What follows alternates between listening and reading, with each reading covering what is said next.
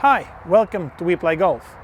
Today we're on the practice and we're going to get control on your supporting surface.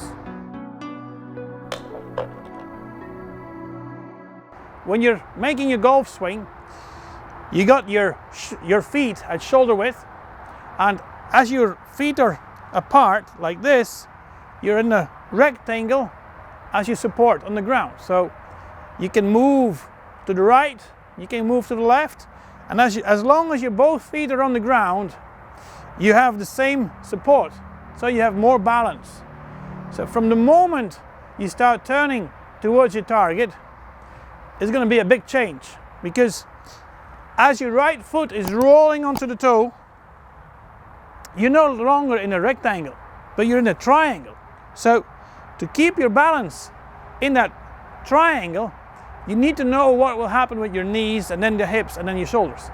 So as you can build up your balance from your feet to your knees, and then from your hips to your shoulders, and then eventually in your head and the club, I want to make sure that I know what's going to happen as I'm hitting the ball with that foot and those two knees.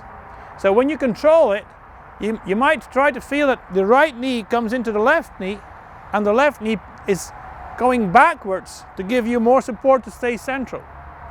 So if I'm going to turn to you now, if I take my posture, left and right knee is slightly flexed, but as I'm swinging, if I keep the left knee flexed and I'm going to try to turn, I'm going to lose balance.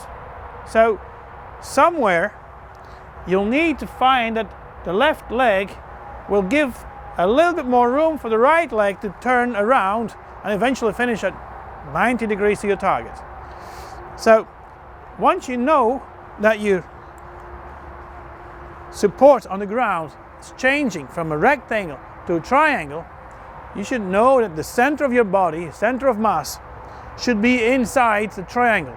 So when you lose your balance because your center of pressure is now outside the balance, you're going to lose your balance. So what I'm doing now is I'm just going to show you, if I make a half swing, that the right knee will turn into the left knee and the left knee is going to go back, so that I know I can keep balance throughout the movement and I'm well rotated towards my target.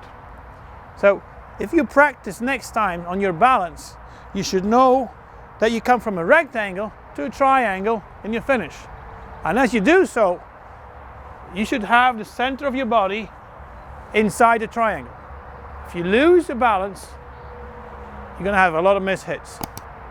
This is how you can control your center into the swing and keep your balance throughout every shot.